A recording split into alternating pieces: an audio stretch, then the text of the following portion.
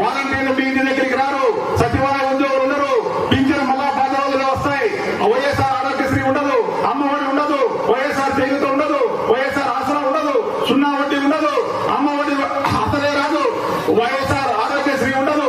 ఇన్ని కష్టాలు ఉంటాయి. మనం ఒక్కసారి చేసే పొరపాటు మనమే ఇది చేసుకున్నట్లయితే అది. కాబట్టి ఒక్కసారి జాగ్రత్తగా ఆలోచించండి.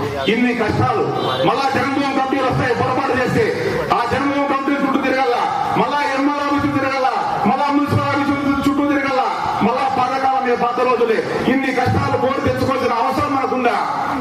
మనం జాగ్రత్తగా ఎప్పుడైతే మనం జగన్మోహన్ రెడ్డి గారిని మరొకసారి ఈ రాష్ట్రానికి ముఖ్యమంత్రి చేసుకుంటామో అప్పుడే మన జీవితాలు బాగుంటాయి, మన పిల్లల భవిష్యత్తు బాగుంటుందని ఒకసారి గుర్తిరిగి ఆ విధంగా పయనించి మీ చుట్టుపక్కల వాళ్ళు కూడా జగన్మోహన్ రెడ్డి గారు చేస్తున్న సంక్షేమ కార్యక్రమాలను వివరించి వాళ్ళని కూడా వైఎస్ఆర్ కాంగ్రెస్ పార్టీ పట్ల ఆకర్షితులను చేసి వారు